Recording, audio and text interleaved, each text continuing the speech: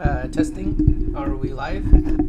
I have no idea if we actually are. This is my actual first time streaming. So I just got everything set up on OBS, which is what I'm using to stream. I'm not doing it directly through YouTube. So I have no idea if this is actually streaming right now. So we'll see. I'm going to be, by myself for a while, I'm sure.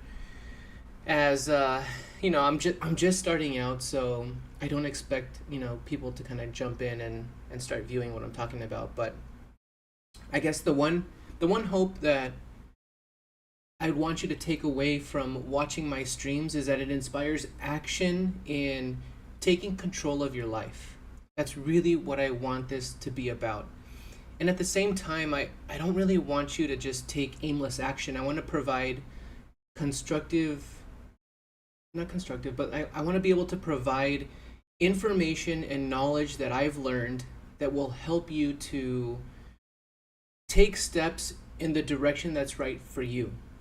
I don't want this to be about toxic productivity or anything like that. I believe in balanced growth. Operating at 100% is impossible for anyone, and it's a recipe for burnout. I don't want that for anyone. I don't operate that way. I don't, you know, I don't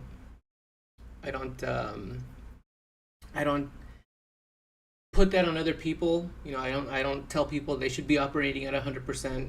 It's just not, it's not feasible. It's not reasonable. Everything I talk about on here is something that's within reason, something that you can implement into your own life. And so with that being said, in the future, I'm going to be updating this, the what you see on the actual, on the screen, because I want to have on this side over here, yeah, on this side I want to have kind of like a set of rules for the chat.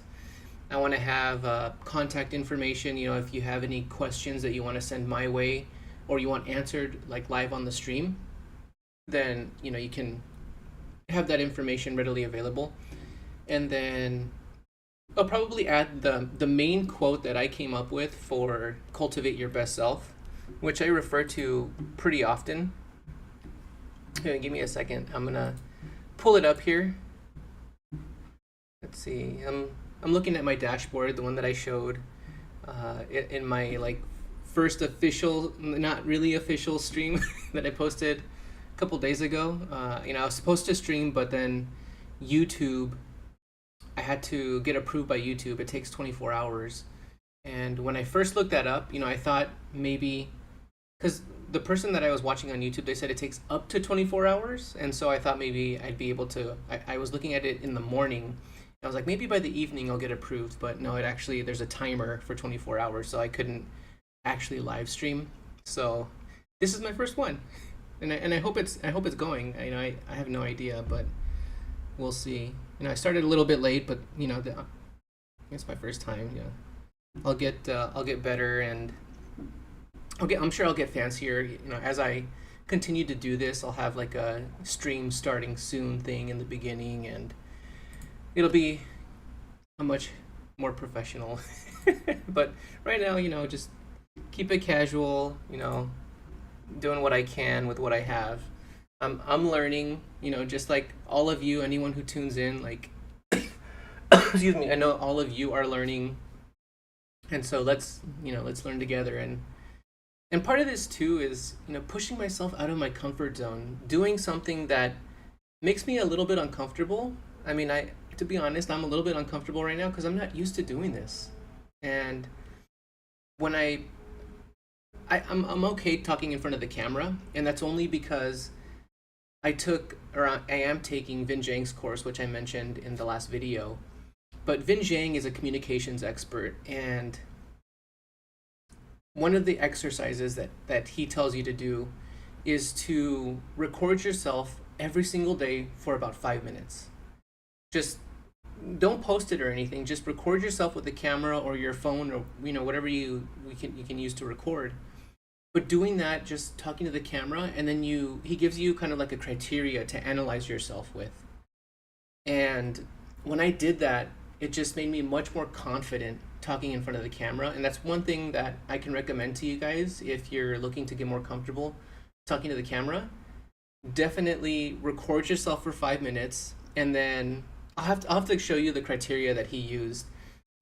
It's like it has to do with like first listening and not looking at what you're saying, and then looking with no volume at what you're saying, and then at the end it's like you're looking at yourself and listening to yourself, and you're kind of analyzing the different things that stand out to you that would distract from your message. And so for me, when I first started, there were so many ums in my speech, and I had to get rid of those. I had to get rid of those, and it took me some time to get there. But uh, one of the byproducts of that, though, too, was I became more confident just speaking to other people that I like. Say at the gym, I would approach people and I would speak to them much more confidently than I normally would, and that was just kind of a byproduct of speaking in front of a camera. And so, yeah, it's one thing I can recommend to you if you guys are like looking into like starting your own YouTube channel or streaming or anything like that, or just trying to build a little confidence too. It's a great exercise. All right, so let me get back to the quote. I got a little sidetracked there. So I want to share this quote with you because I'm going to be bringing it up quite a bit.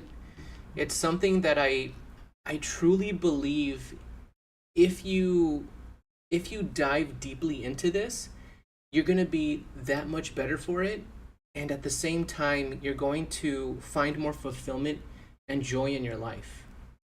So let me find that quote. Let's see. I have it here. Yep, here it is. So that quote is, and actually let me bring it up here. This is my website, but it's a work in progress. And let's see, can I share this? I think I can. First, let me change this so that you guys will be able to see it. And then let me share that. Yeah, there you go. So the quote is, it's about cultivating a deeper knowledge of yourself, who you aspire to become, and how and why you value time and money. And that's a quote I came up with myself. And the reason why I think this is so important is because there are so many of us that are scared to look within ourselves. We're scared to kind of analyze ourselves from a perspective, from like an objective perspective. That's what I'm trying to say. From an objective perspective. But it rhymes. Most of us, we're way too harsh on ourselves. And by being too harsh on ourselves, we often tend towards the negative comments that we tell ourselves. And we kind of convince ourselves that we're either not good enough or we're not smart enough, or whatever it is. It's much more the case that we convince ourselves not to do something because it's safer for us not to do it. And by cultivating a deeper knowledge of ourself and kind of discovering where that fear or where that negative self-talk comes from, I believe that you can kind of overcome that and push past that so that you can lead a life that's more fulfilling and more joyful. Who you aspire to become is the next part of the quote. Who you aspire to become is something that I commonly see with top performers, and I'm going to share a lot of this stuff with because I wanted this live stream to be more about this book that I mentioned in the last video that I posted. Learned Excellence is a great book by Eric Potterat, who's a PhD clinical and performance psychologist, and then Alan Eagle, who's like a communications expert who helps people share their stories. But yeah, this book, I'm going to be going into it today. And yeah, so one of the things is that people who are top performers, they usually are associated with an identity, and they aspire to become the best version of that identity. And so that's one thing that I kind of want to challenge you to do yourself, is that if you're looking to challenge yourself and to kind of break out of that comfort zone and better yourself and grow from within, you've got to look at some of the people that you look up to.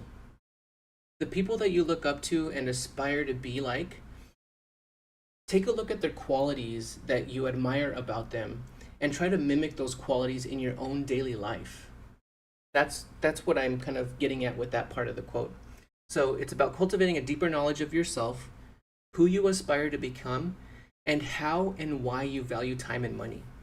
Time today is one of the most, how do I say this? It's one of the most like disrespected.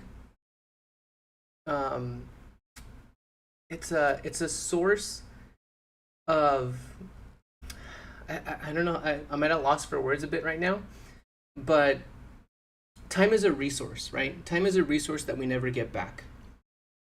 And it is the most used up and wasted resource we have today, especially in a time when we're bombarded with a ton of information that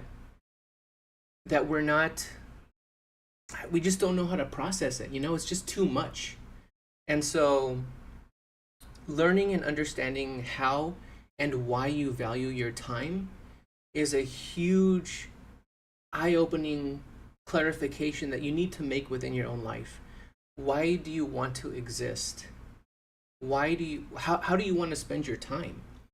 And for me, when I started this personal growth journey, I didn't realize that, all these years, like 10, 12, how long have I been? I've been in architecture for 13 years now. And it wasn't until really last year, no, actually, it was in 2021 that my journey started to kind of progress. But then last year, it kind of like skyrocketed, and I just started like reading everything, looking into other entrepreneurs, other highly successful people, and realizing that I didn't want to be spending my time inside an office for the next 25 years. It's just, I don't know, it's crazy to me to think that. And then at the same time, so I'm getting off on a tangent, but at the same time, like, people are on their phones so much that, like, so much time is taken up by watching, TikTok, Instagram reels, whatever it is. And if you're having trouble for that, we'll definitely have a live session where I kind of cover some of the things that you can do to try and break that cycle of procrastination, of just, trying to distract yourself from your life, if that's what you do, to, by watching TikToks, by, just consuming all this social media. And then it just, I have a lot to talk about with regard to that, so I'll just leave it there. But yeah, how and why you value time, and then money. Like, what is the purpose of money? If if you're looking to if you're looking to make more money just to buy more things, you're not going to find happiness that way. And I'm sure you've heard that. And I'm sure that, if you're someone who has come into a lot of money, you've had a windfall, and suddenly you start being able to purchase the things that you've wanted. Like, I'm sure those people will tell you, like, it was fun at first, but that wears off. That feeling, that initial feeling, that you thought you were going to feel really, really good, that eventually wears off. And it becomes more about living your core values, doing things to help other people, things that will give you more fulfillment, finding a hobby or something that, you can put your creativity into and share with other people. Like, those types of things give you the fulfillment that likely you're searching for.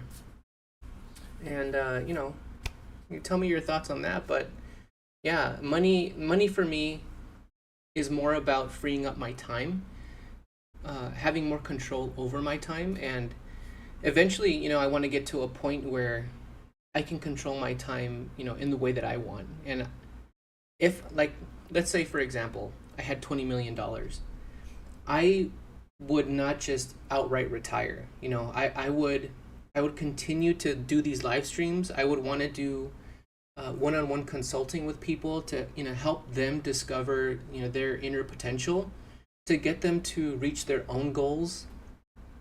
There's like a whole set of things that I would explore and try and do to help others, because it's something that's fulfilling to me. And like all these topics on I showed the list of topics that deal with self-management, that deal with information and knowledge management, and money management. Like those three things, with the subcategories of topics within those. If you go to my last video, all those things I'm extremely passionate about helping people with. And the more I learn, the more knowledge I gain, the more I can share with all of you. And so that, to me, having money to be able to explore those options, and spend time with my family, spend time with friends, and just work on myself. Spend as much time as I want on my health, on going to the gym, not having to worry about how much money I need to spend on groceries, on healthy foods, because I don't know, it seems these days that eating healthier is a little bit more expensive than eating organic, and things like that is a little bit more expensive than just the regular items. But yeah, just not having to worry about money, that would be the ideal. But so many people are not willing to work for that, and that kind of blows my mind too. Just people would prefer to either win the lottery or have a wealthy relative that they didn't even know about, like leave them a whole bunch of money, and they could do whatever they wanted. But most of the time I find that people that are in those situations, and they just like outright retire and don't do anything with their lives, like they either something bad happens, or they just let me change this. Here we go. Let me get rid of that.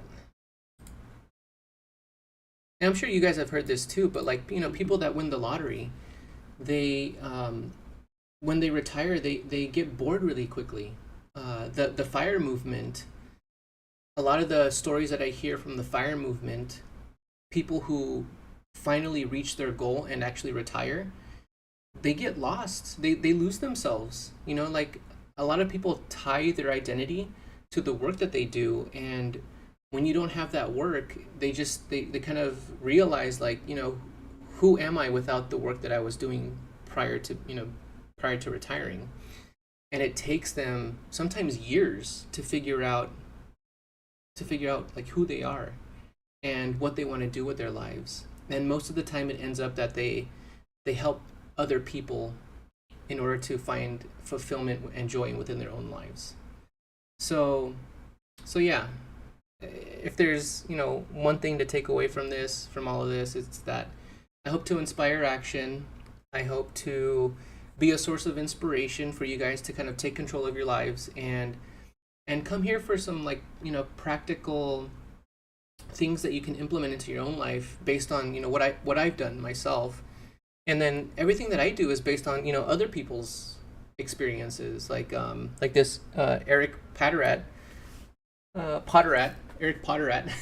who was a clinical and performance psychologist, like I mentioned before. But like this guy, like, he's worked with Navy SEALs, he's worked with astronauts, he's worked with Olympic athletes, he's worked with you name it. Like this guy has done a lot. And the fact that he's sharing these, they're not even secrets. They're things that I've kind of learned about from other people who implement certain things into their life that just makes things better. It helps you grow. It allows you to tap into the potential within yourself. And all these things, like if you're giving up on yourself, or if you're looking to tap into more of that potential within yourself, then give me a follow, subscribe, and we'll talk about all these ideas, and get things going, and I'll leave in the description, I'll leave my email so that you can send me questions, send me questions of things that you need help with, things that you're looking to overcome, any challenges with procrastination, with feeling overwhelmed, with just trying to discover things that you can do within your own life that can bring you more joy, more fulfillment, all these things. I'm interested in hearing what you guys have to say. So with that being said, let's go to my dashboard, and I'll share my screen again.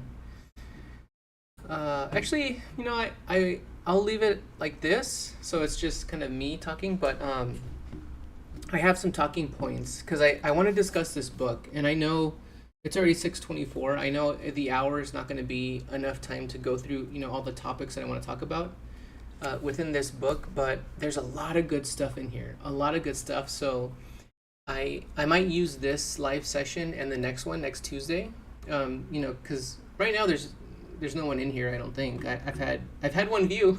I've gotten one view. I don't know who it was, but I don't think they're here.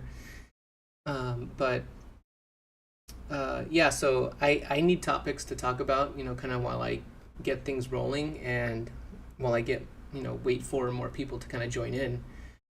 But yeah, so I'm going to talk about this book over this session and probably next session. And there's a lot of things to discuss within it. A lot of information that I can share with you guys to help implement certain things into your own life. I'm definitely going to start implementing things into my life. Some of the things that I already have implemented, but that I think are very helpful for getting you to understand more about yourself and more about why it is you do the things that you do. So let's get into it. So let's see, live stream 2, learned excellence. Talking points. So this book, Learned Excellence, I highly recommend it. If you're looking to grow in a balanced way, this book translates a lot of the professional advice that this clinical performance psychologist recommends to a lot of his clients. He breaks it down into an easy to understand format. He goes chapter by chapter and kind of talks about the ways that he's implemented these different topics. For example, he talks about why values and goals are important. He talks about mindset. Mindset's huge. I know that a lot of people, I don't know how much mindset has been in this kind of space of productivity, but it's much bigger an influence in your life than a lot of people tend to realize. And when you can change your mindset or work on improving how you talk to yourself within your own thoughts, that is huge in the world of the top performers, just people in general who are looking to grow and improve in their own lives. I mean, if you look at me, like I'm compared to like Tony Robbins, like I'm nobody, Vin Jiang, like all these people that have like made it, they're successful, they're at the top of their game. I'm not looking to get to their level. Like that requires so much sacrifice. I've got a family, I've got a son, and I wouldn't want to be on the road 24 hours and neglecting my family, neglecting my health. That's something that comes up pretty often when people are trying to look for or attain a certain level of success. They often neglect their health, and I'm not about that. I'm about balanced growth, balanced professional successful growth, and mindset is a huge part of that. He talks about process, just trusting in the process that you develop in order to get the things that you need to get done. And we'll talk about how he addresses this. Adversity adversity tolerance, which is like when things get rough, when things get tough, how do you deal with that type of stress? How do you overcome that? How do you not let it stop you from making that progress that you need to make in order to obtain that growth that you're looking for.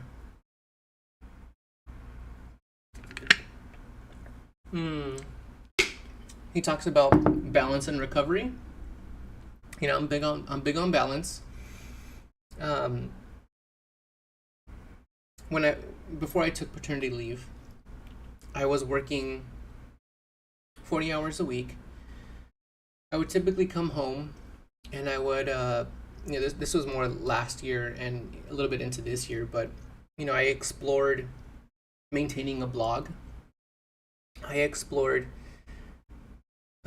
creating and uploading YouTube videos, and this is all while maintaining a 40-hour per week job, full-time job. I had my wife. We were trying to have our first kid, and now my son is here. My wife and I were both exercising almost every single day. I would say 5 days out of the 7 days of the week. We would take a couple of rest days here and there, but we were working out like pretty intensely. And I just recently started working out again because our health is a huge part of our lives. It's a huge core value of mine, which you guys will know, come to learn, as you get to know me. But but balance, it's tough. It's tough because like a lot of the times people will tell you that they don't have time. It's like one of the biggest excuses. I don't have time to do this or that. But it's not about not having the time. It's about making the time. And I'm sure you've heard that. It's about making the time. If you care enough about it and if it's important enough to you, you need to make the time to do it. You need to make the time to implement it into your life. And without doing that, you'll lose that time to TikTok, to Instagram, to hours and hours of YouTube, whatever it is. You're going to lose that time, and you can never get that resource back. One of the things I've been hearing recently in some of the podcasts that I've been listening to, and even some of the books that I've read, this kind of like reiterative theme of we only get one shot. You only get one shot in life. And if you're using that one shot, and I'm not trying to make you feel bad, it's just there's so much more. And it comes back to joy and fulfillment. Those two things, joy and fulfillment, and how you want to spend your time, and less about being stressed all the time. And some stress is good. Some stress is good. I will admit that. Like I'm stressed right now, trying to keep up conversation in this live stream, but there's a balanced way to do it, and balanced is important because I don't want you to burn out. Like I was doing things when I was doing things back before I took paternity leave. My schedule was full pretty much all day up until I went to bed, and I did a lot of the things that you might hear in the productivity world. Journaling, maintaining a routine in the mornings where you exercise, you read, or whatever it is that you want to try and get done before you get to work. I was doing all these things and maintaining it like daily, and it was a great learning experience for me. I never burned out. But some of the people who saw my schedule, like some of the friends that I had, they're like, how do you maintain that? Like it was all stuff that I was passionate about. I had a creative outlet, and when you have that creative outlet and you put and share that content with the world, it's to me it's really easy not to burn out because it's something that you really care about. And then on top of that, I was making sure that I got plenty of rest, drank plenty of water throughout the day, maintained proper nutrition. If you're eating junk food and stuff, like it's crazy how much energy that drains out of me when I have like a I don't know, like a cheat day, or like, I just have a burger from a restaurant or something. It's just world of difference compared to when I have like chicken, rice, vegetables, salads, like those types of things. My level of performance, my energy levels throughout the day is a world of difference. There's a world of difference compared to when I eat something that's not not as good for you. And there's so many people that eat sugary, fatty, salty foods and wonder why why they're why they have headaches all the time, why they're constantly like falling asleep at work, why they're always tired. It's just there are simple things, and maybe it's not so simple because it comes back to mindset too. It comes back to understanding why you make the decisions that you make. But yeah, so that was a huge tangent. So balance and recovery, and then he goes into how you can start to practice excellence. So I'm gonna get started in talking about. Let's see, I've got about 30 minutes left. So I'm just gonna go into a little bit about the authors, and then into going into chapter 1. There's only 8 chapters. I should be able to get through this, over this session and the next one. Unless I get questions from anybody, which I doubt, because just starting. But yeah, let's go through this. So Eric Potterat, I mentioned before, he's a clinical and performance psychologist. Actually, let me put this over here so it looks more like and I can put the OBS on this side. There we go. Yeah, it's better. So Eric Potterat, who's the main author, I would say, he's the clinical and performance psychologist. He's a leading expert in individual and organizational performance optimization. He created the mental toughness curriculum used during the Navy SEALs BUDS training. And if you guys don't know what the Navy SEALs BUDS training is, maybe I should share like a quick video on that. I thought I created a link, but let me just share a quick video of what I found on YouTube. Related to the Navy SEALs. Like this BUDS training is crazy. It's so intense. Let's see, history. Was it not on that? Maybe it wasn't on this account. Let's see, switch. And let me share that. I'll go like this. Again, make that small. Hopefully that doesn't like disorient you guys. And then share my screen. Yeah, there we go. Where did I watch that? Navy SEALs BUDS training. Yeah, this Hell Week is like the imagine making 453 like the pinnacle. Can you guys hear that? I think you guys should be able to hear that.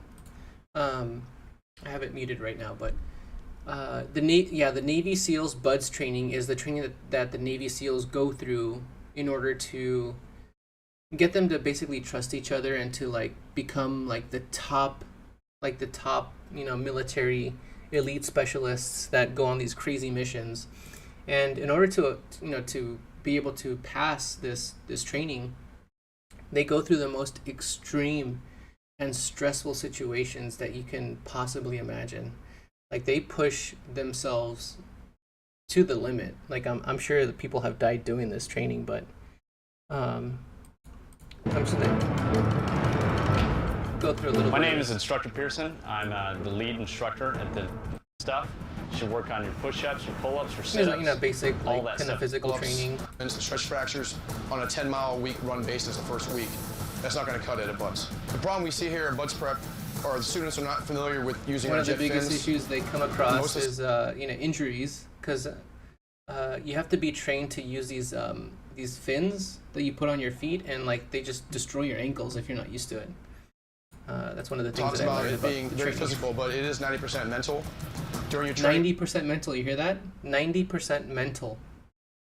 And Eric Potterat, the guy who wrote this book, this Learned Excellence book, like he's all about, the mental aspect of it, because like this guy said, 90% of it is mental. I would say, like, with anything you're trying to accomplish, 90% of it is your ability to convince yourself that you need to do it.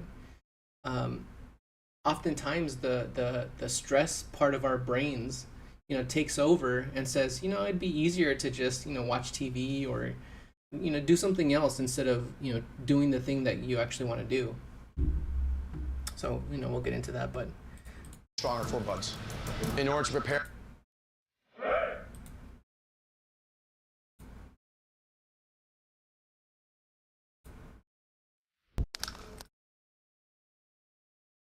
So Hell Week is a grueling 5.5-day stretch. Each candidate sleeps only about 4 total hours, but runs more than 200 miles. That's insane. And does physical training for more than 20 hours per day. Wow. It starts with a bang, simulated munitions, gunfire, explosions, and flares to create a chaos to kick off the week with some intensity.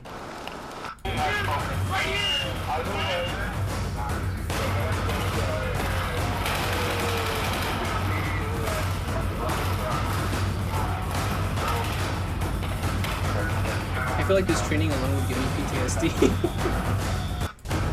But yeah, this is intense. One thing, you can't be good at two things. Yeah, so I'll stop it there. But so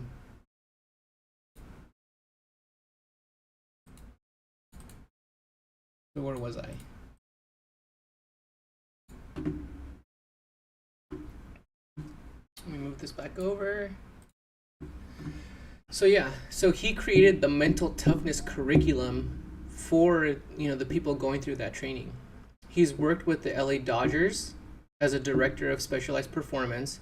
He's worked with Red Bull athletes, the U.S. women's national soccer team, the Miami Heat, numerous Olympic athletes, first responders, business leaders, and NASA astronauts.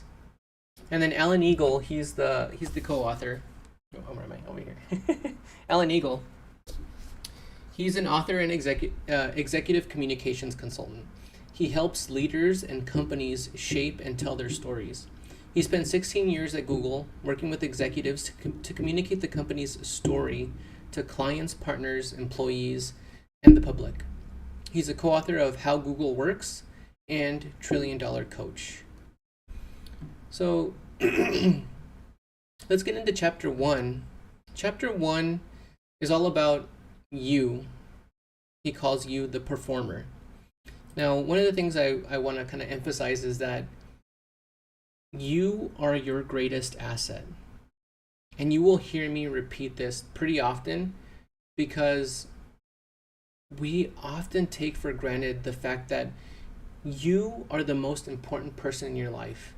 If you don't take care of yourself, so much around you suffers. Like, you suffer, people around you suffer, and people don't treat themselves as such. And it's unfortunate because, whatever the reason, like if you're, I'll give you an example. In my early to mid 20s, I did something, and I'll probably share this in a future stream when I get more comfortable with, sharing parts of my life, but I did something where I just completely hated myself. And I hated myself for years. I felt like I didn't deserve the life that I had, and so I did things intentionally to kind of sabotage myself. And that's a whole different thing. Like, if that's what you're going through, either you need to get you need more time to kind of process what it is that you've gone through. Like, I eventually forgave myself for what I did, but during that time, like, I would not have been receptive to the type of things that I'm talking about on this stream. And it takes time to process certain emotional events in your life that can be holding you back. And I would say just, either seek out professional help or allow yourself to feel the emotions of what you've gone through, and as quickly as you possibly can, forgive yourself for what you've done, because you don't want to be holding yourself back, until you're in your 60s or 70s and realize, like, I could have forgiven myself, when I was in my 30s or 40s or 50s even, whatever it is. And so treat yourself like you are your greatest asset, because that's the truth. Like, no one else is going to come to save you, or it's like very rare that happens.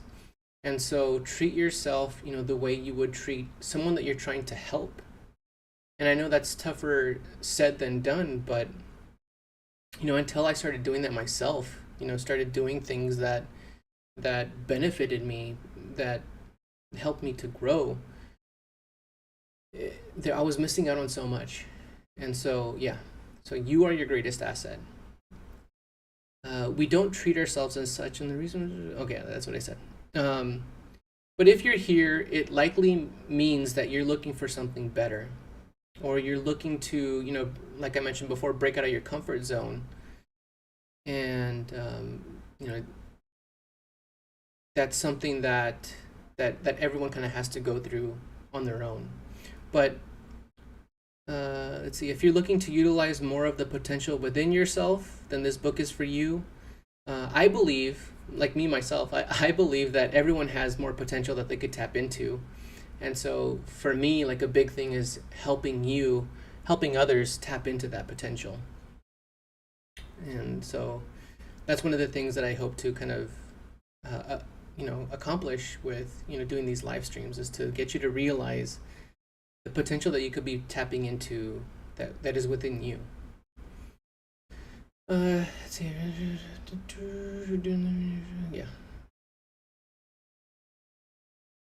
One critically important aspect we overlook when it comes to achieving our missions in life, or even something as simple as getting the laundry. Oh, the mental aspect, yeah. So, Eric, I'll refer to him as Eric, the author. Eric, he is, like I mentioned before, really big on the mental aspect. And it's a critically important part of, and it's often overlooked, but yeah, critically important to our abilities to get things done. Top performers consistently act based on their identity and values. Rarely, if ever, do they act based on what might happen to their reputation. That statement kind of resonated with me, because doing these live streams is a whole lot more difficult than it is to do an edited video. And that's something that is pushing me out of my comfort zone. And I'm not doing this I'm not doing this based on what might happen to my reputation as the Cultivate Your Best Self YouTuber, as Josh the YouTuber. Like, I'm doing this because I truly believe that people now more than ever need some guidance in their life. They need advice, they need direction, they need sometimes all you need is a little encouragement, like someone to tell you, I believe in you, you can do it, and I believe that, you can do it, I believe in you. But if it's like a certain like task, or like a certain step that you're looking to take, like, what do I, like, if you're asking yourself, what do I need to do to take that next step, then hopefully the things that I talk about and provide will kind of spark that idea within yourself to know what step you need to take to start going in that new direction in your life that you've been looking to go into. So let's see. Many of us wish we could be better at certain things, or learn something new that you've been interested in, and we usually feel this in different areas in our life. Some of us would like to be more present with our kids, or be eating healthier, exercising more, or just pursuing like a creative hobby or a hobby in general. And this book can help guide you in the direction to where you can do all those things in kind of a balanced way. And this is all I'm only on chapter 1 right now. This is all the stuff that he talks about in chapter 1. We spend a great deal of time convincing ourselves not to do something. And usually the thing you want to do is the very thing you'll regret not doing when you're older and kind of looking back on your life. Something that happens from childhood to adulthood. This is something that I kind of took away. This is something that I thought about while I was reading chapter 1 is there's something that happens when we go from childhood to adulthood. And there's actually a lot of things that happen, but some of the things that I want to focus in on is that we become much less risk averse as we get older. And that's simply because we gain more responsibilities as we get older. I mean, like, take me for example. Like, I can't just, there are certain things like I just can't do because I have a wife and I have a son. And compared to someone who, say, like a 25-year-old who is single, has a greater potential to do things that are much more risky than I'm able to do. And there's just, it's just, but I don't want that to be an excuse to not get you to do things that push you out of your comfort zone. Because anytime anyone gets into a comfort zone, it's just a recipe for a stagnant, kind of boring, like, distracted life. That's not any way that I'd want any of you guys to live. And if you're living that life, I hopefully listening to me can help you break out of it.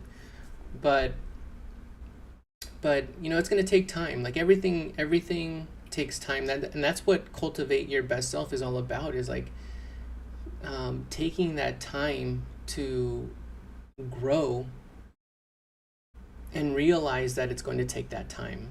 I mean, everyone wants everything these days, like, instantly. I mean, you can order something off Google and have it within the same day, depending on what it is. But yeah, everything it seems is based on, like, instant gratification, and that's something that that has basically destroyed our ability to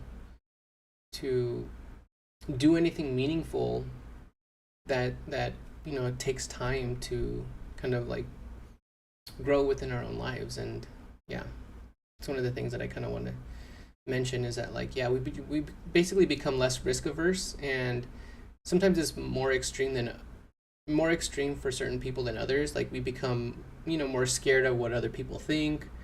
When you're a kid, you don't care about you just, like, you jump off the jungle gym, who cares what other people think? Like, you don't listen to your parents. Like, I know there's so many things, like, so many, like, instances that I can talk about, but, like, you're willing to try new things, like, without that fear, within yourself. And yeah, it's something that I ask that you kind of examine in your own life. Like, what are some of the things that you're afraid of that you've been wanting to try, and just go for it.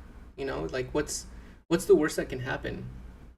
And if it's like, the it's a stress response, within yourself. Like, if that's the worst thing that can happen, like, then really, like, there's no reason why you shouldn't go for it. Like, just just go for it, and then you'll understand, like,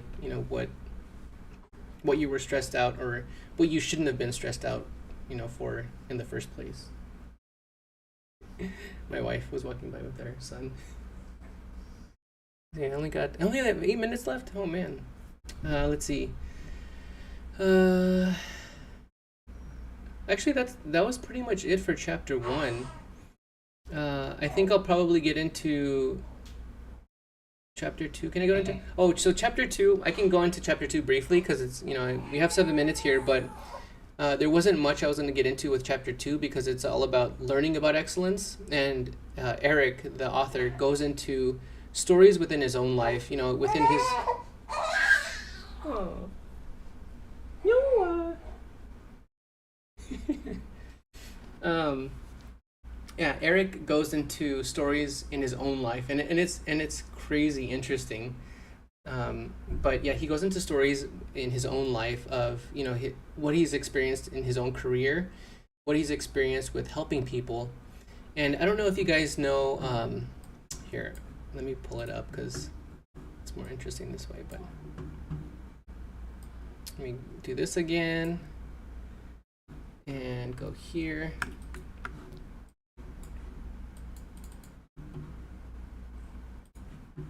And share my screen. Have you guys seen this movie? Lone Survivor with Mark Wahlberg. So this story is crazy intense. I won't spoil it if you haven't seen it. I highly recommend it. It's pretty intense, but it's about this guy named Marcus Luttrell. And Marcus Luttrell is a Navy SEAL, and he was part of this mission. It was like a 4-man mission in Afghanistan. And what he goes through is like super intense. But Eric, the author of this book, Learned Excellence, he worked with Marcus Luttrell when he came back home, and he worked with him for several years to kind of get him back like accustomed to civilian life. And he had a lot of like trauma and PTSD that Marcus had to work through in order to assimilate back into civilian life. And so he worked with a lot of people, and like it's super interesting to hear about his experiences with these people. So like if that alone doesn't interest you in reading the book, I don't know what else will. But yeah, it's a great movie, and Marcus is what he went through was intense, but yeah, it's definitely inspiring to hear about how Eric helped him out and some of the things that they went through. But yeah, that's basically chapter 2. And then in the next, I'll probably cut this, a few minutes short, but over the next live stream, I'll cover chapters 3 through 7 basically. And that tends to deal with values and goals, which I'm huge on, mindset, which I'm even bigger on, process, adversity tolerance, which is like how do you overcome the challenges, the stress of when things get tough, and then balance and recovery. So we'll go through all that stuff, and then at the end of it, I'll provide you guys with kind of a step-by-step guide for some of the things that this guy Eric recommends that you go through to bring about excellence within your own life. And so a lot of the things I'm already implementing, but I'm gonna definitely pick up some of the other ones. And yeah, I'll share more in the next live stream. So again, if you guys enjoyed what I had to talk about here, please like and subscribe. I'll post this. I'll keep this video up on the YouTube channel, and can't wait to see you guys in the next one. All right, let's see, how do I stop? Oh, okay, stop stream here. All right, I'll catch you guys later. Peace out. Oh, and keep learning and keep growing.